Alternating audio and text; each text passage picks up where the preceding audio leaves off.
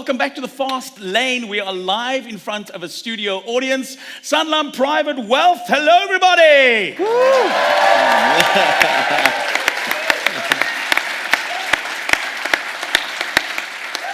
The best studio audience on earth. I challenge every other financial institution to find cooler people to be doing this podcast live. Can't beat that. What a start. Jeez.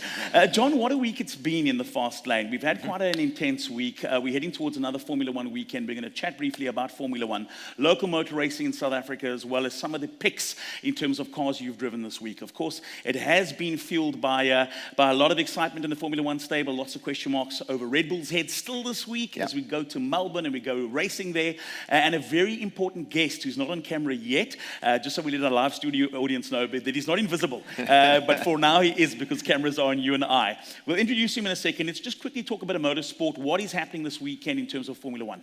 Yeah, we go to Melbourne for the first, it's the first street race, and that's going to be really exciting. Obviously, Max is running away with it at the moment. They're the team to beat, even though they're having off-track politics, in terms of who's going to run the team and that sort of thing. And Max's dad getting involved, which is never a good thing. But like I said, everyone's talking about him leaving to go to maybe Mercedes. But no driver, and Iain will agree with this, is going to leave to go from a winning team to a team that's battling at the moment. Sure. From that as well, can't forget the fact that our local hero, Brad Binder's on the bike again this weekend. Great positioning for him in terms of the season so far as well. Yeah, he's lying second in the championship. And I mean, he's just looking lean and he's looking fit. He's married now and maybe he's a little bit more organized at home. Just explain that to me. When you're married, you're not supposed to lose weight. You're married, and then that's it. Well, you're done. You put on the kilos. Well, she's surely a keeper because, he's lying second in the championship. And, he's the only other rider outside of Ducati on a different bike, on the KTM bike, to be in second place. But, those guys are on the limit all the time. It's quite something to watch. Speeds of up to 360 kilometers an hour on two wheels. They flick-flack off the bikes. They get up, run back to the pits, get back on the bike. It's incredible. They're really fit athletes, these guys. Looking back at last weekend, we popped into the Nationals. You were in that setup. You were in that setup just recently, racing those cars. And actually, to the degree where you were headhunted to go and race internationally.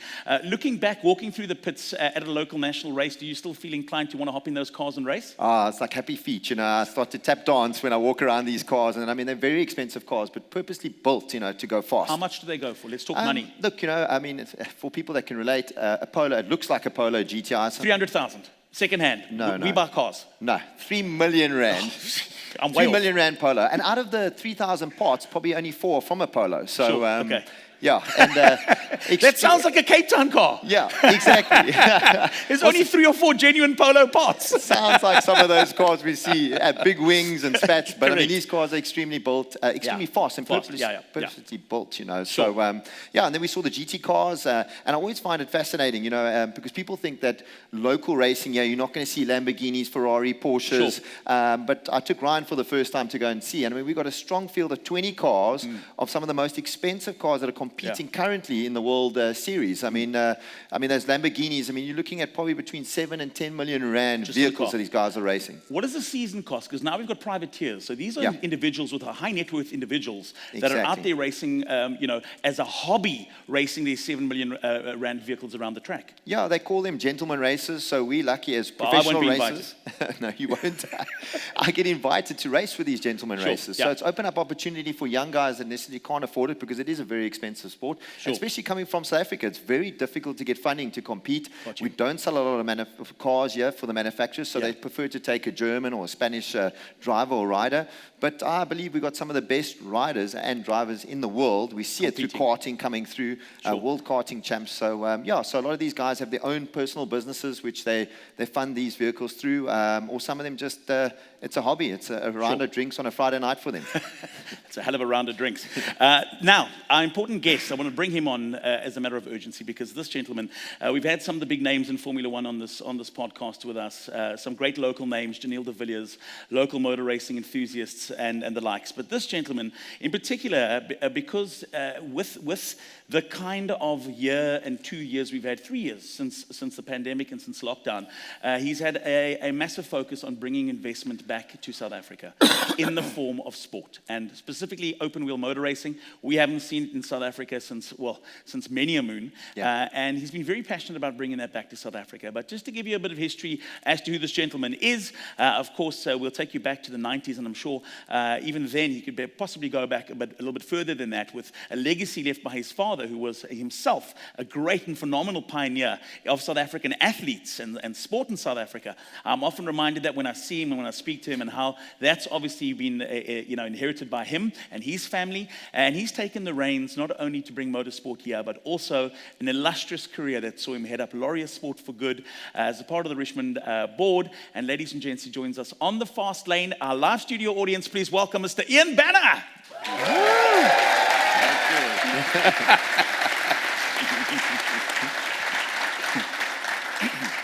Iain, I've welcomed you twice and you haven't said a word. Let's take you back to the very beginning.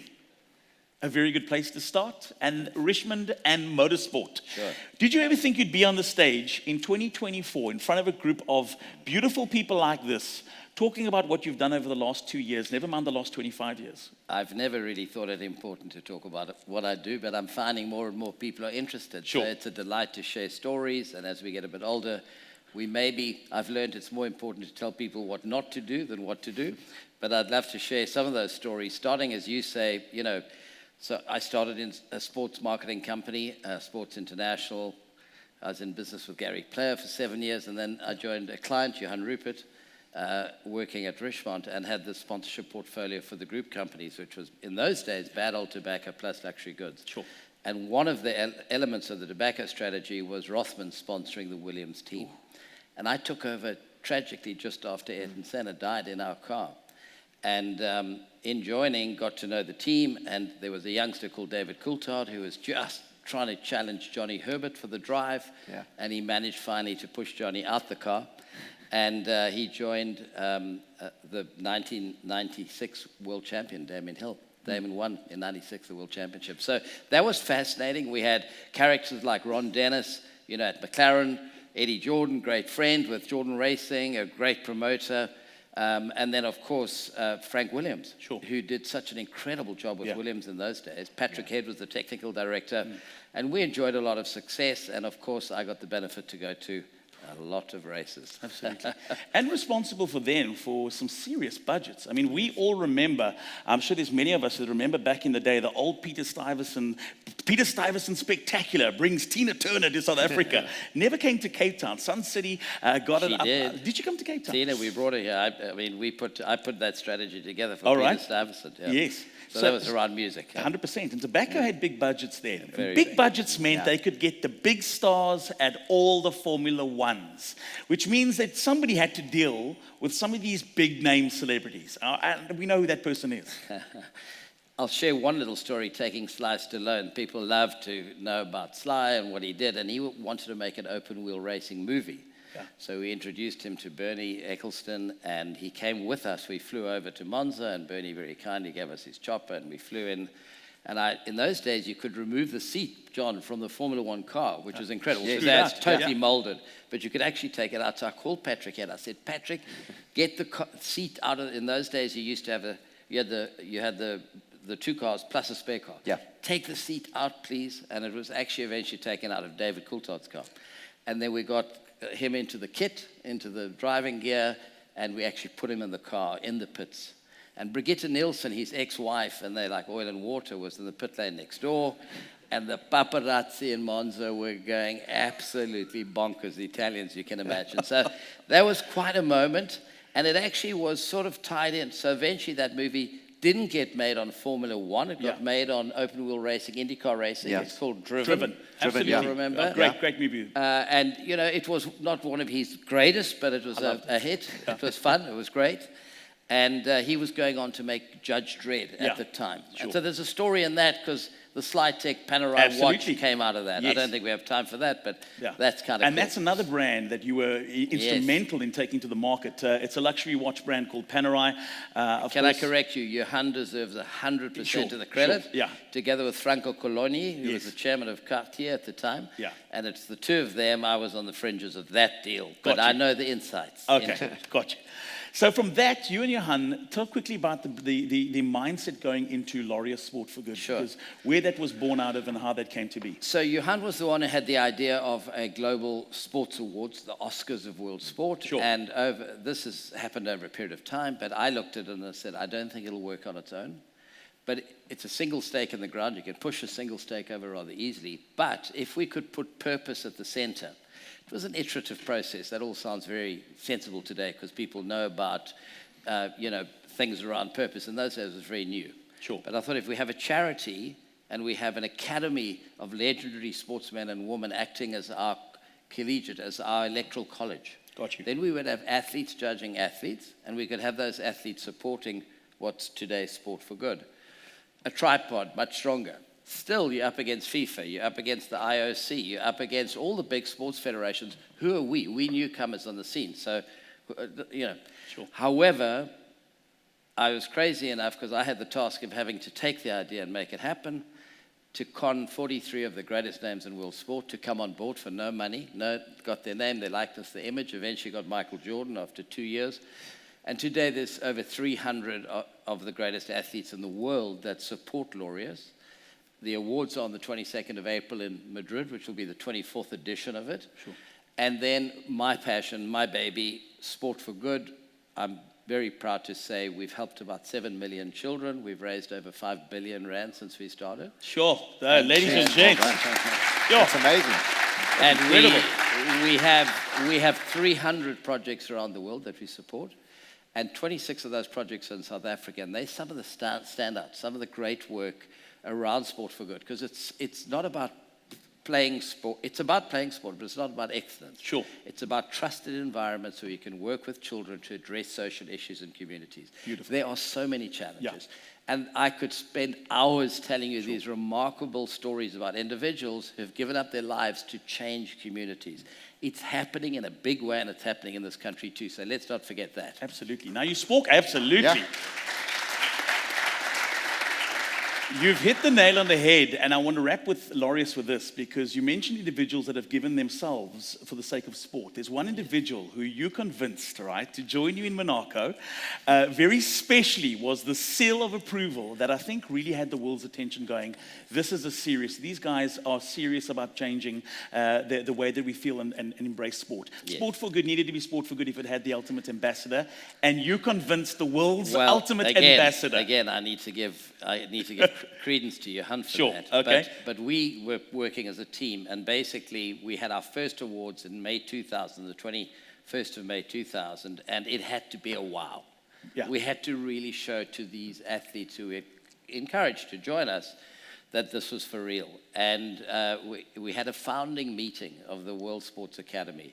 We had the likes of Sugar Ray Leonard and Sebastian Coe and Viv Richards and Kapil Dev, Morne Duplessis, Gary Player, etc., Ian Botham, Sure. etc., Martina Navratilova, I could rattle on. And they were in Monaco with us. And we had our founding meeting, and we read out the Constitution, and we confirmed that the company, if it made profits, it would be for the benefit of the Sport for Good Foundation. Sure. And at 10:25, there were only Johan, myself, and a gentleman called Dieter Zetscher, who was the president of Mercedes-Benz, in the room, plus the sports people, and Johan left the room quietly, and at 10:30 I went to the door and I said, we've got a little surprise for you, and opened the door, and the great Nelson Mandela walked in. And that was a defining moment. And he literally said, you are my kings and my queens. It would be my honor to polish your shoes. And they all fainted just about. And then I had the unique privilege of introducing all of these great people to him. And it was that night at the awards that he said, sport has the power to change the world. It can unite nations in a way that little else does. It's more effective in bringing about change than governments will ever be. Remember, he was sitting president. It speaks to youth in a language they understand. Sport has the power to change the world. And that stuck. And I remember sitting with Gianni Mello from Gazzetta dello Sport, who's one of the top editors of sport in the world. Gazette is huge. He said, Iain, this is the defining moment. And I think that blessed us. It really did. Sure. It was not easy doing this. We were fighting against the odds. It was, anyway, fortunately, it's happened.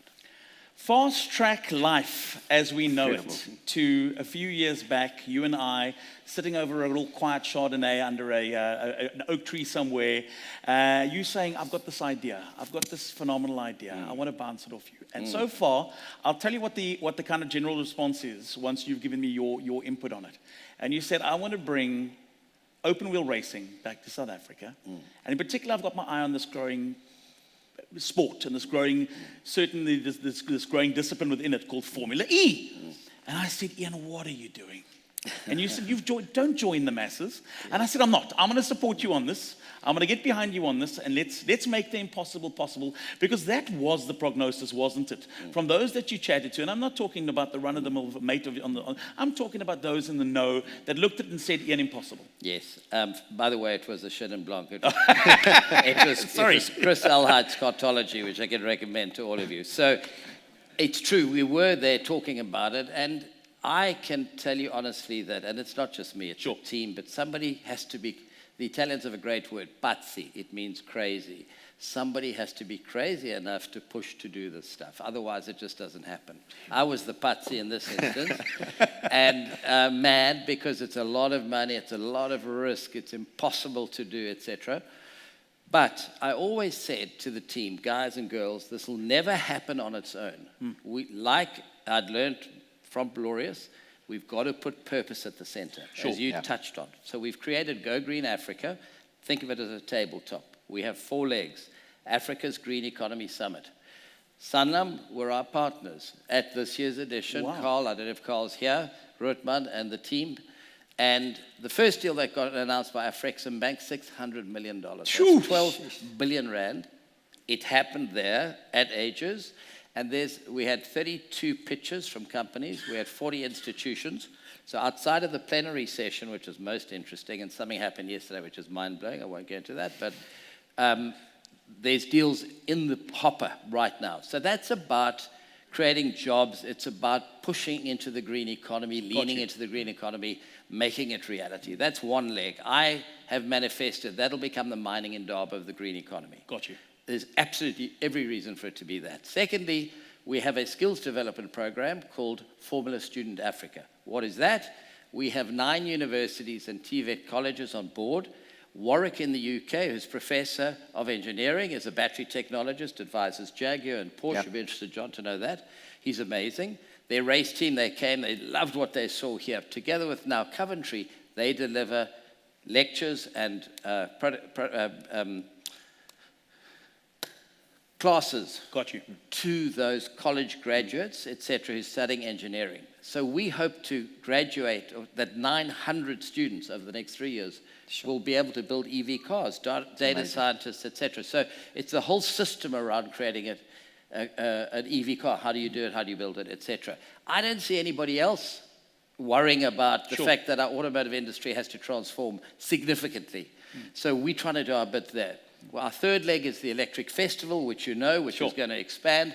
It's all about showcasing things, e-cars, bicycles, one-wheeler scooters, plus charging solutions. I took a bullet in the head because we had Eskom as a partner. And of course, everybody's like, Eskom, you can't even switch the lights on. How are you going to power the cars? I remember that. I understand that. But within Eskom, it's not all bad news. There's a phenomenal division which is dealing with microgrid technology. That's about powering off the grid, off-grid solutions. We showcased that at our Electric Festival. Nick Singh heads that up. It's happening, that division, in a big way. We're helping to propel that and move it forward. One of those units autonomously charges or powers 55 residences in the Northern Cape who were off-grid. Cost less than 3.1 million rand versus on-grid solutions, 327 million rand. So, I mean, we need off-grid solutions. So there it is. So we have that. And then finally, we have our electric vehicle road trip, which is a fun initiative with you guys, other social media people, driving in the electric cars, showcasing, dealing with range anxiety, showing what's possible with these amazing cars, carrying a green baton representing green energy in townships, in towns, in cities, picking up heroes, putting them in the car with the green baton, and visiting, communicating, spreading the love, showcasing what EV is all about. Once you drive, for those of you who haven't, I promise you, once you drive an EV, you ain't going back. You might want to put a little sound from your Ferrari or whatever, that's fine. You can do that. Yeah. It's an option, but I promise you it's an altogether ethereal experience. Incredible. I bought a little i3 5 years ago. It is the most fun car I've ever had. I love it. I've had other magnificent vehicles, machines that cost a lot more. Sure. This is the one, I'm telling you, because it's a different experience. The visibility, the turning circle, the torque, the fun, the renewable elements of it. It's built out of renewable stuff. Yeah. You know, the sustainability element. So that was the total creation. And off that, we race. Sure. We celebrate. So each year, the race is intended to be a celebration. Now, when's it coming back? Hopefully, Feb next year. I'm busy in a deal right now. We've got half the money together. The other half was there, and then we got busy as a government with stuff maybe we should or shouldn't have been busy with, and suddenly that's gone away. But we got to fill that gap. And what sustains me is the platform we've created is happening as we speak right now. And that is 12 months of the year. Yeah. So Sanlam, for example, now, rather than just being involved with us in a one-off, we can do a journey together throughout the year, making a difference to the continent of Africa. All of us, in my view, have a responsibility to do that. I love that. Ladies and gents, Sanlam doing their work. Now, Iain, I want to bring you in here very quickly because this is obviously about motoring as well. You did have one car that I was quite sad with that you got rid of, the little Fiat 500 of yours. My Cinquecento. But I've got a beautiful little Fiat 500 story that includes a Mr. John Williams over there, who recently bought himself a very, very beautiful limited edition, one of only a handful of them in South Africa, the Fiat 500 ABOF, right? Ooh, beautiful. The most beautiful black vehicle, paddle shift gears, the most incredible vehicle ever that went only 30 kilometers before exploding on the highway. I actually thought True the car story. was on fire. Nothing to do with the driver. Well, no. I was quite excited driving through the back of Durbanville, through the wine farms, having a nice, pleasant drive to look in my rear mirror to realize the car I thought was actually on fire. White smoke coming out the back, and I literally driven it from the guy I just bought it from. It's got all the books, all the service history on this car, serviced at Ferrari. I'm so excited. I phoned Ryan to say, listen, I think the car's on fire. I'm just going to push it off the hill into there's a dam at the bottom and let it cool off, you know. But so if anyone's looking for a Fiat at a good price, we've got one. You just need to move it from Durbanville Hills Winery to your place. Never been driven hard, lady owner. You know, lady owner since new. That little, I brought a 1969 Fiat 500L. It had been restored in Italy. Oh. It came, I mentioned Gazzetta dello Sport earlier. The spare hubcaps were wrapped in 1969 Gazzetta newspaper. I'm not joking. It was the original. So it had been, the car had been restored, repainted. And I kept it for many years, and then you've got children and other cars arrive, and suddenly your garage, and you've got it's just too much tin, and I made the mistake of selling it. I really regret that. I wish it was the other car I had right now. And it sits in Pretoria in a pretty special collection. Oh, man. So. Well, listen, this has been an incredible opportunity to touch base with you, Iain. It's lovely seeing you, my friend, and congratulations on another first in the film of a cycle tour with all 4 generations of Banners a week and a bit ago. Well done. Thank you. As my dad will tell you, he's only 90, so I mean, it's the spring chicken. Many to come. Plenty of mileage left there. Please like and subscribe and give us a follow. I must say a huge thanks to our live studio audience at Sanlam Private Wealth. Thank you, ladies and gentlemen, for being a part of the live studio audience. To our guest, Iain Banner, thank you, sir. I look forward to Formula E in Cape Town next week. John, that's a wrap from us. We're out of here. We're off to go and follow Iain in his electric vehicle. He's the only one with charge. He seems to have friends at Eskom that keep the lights on. More stages than the Tour de France, I'll tell you what. Guys, like, subscribe. We'll be back soon with another podcast. Take care.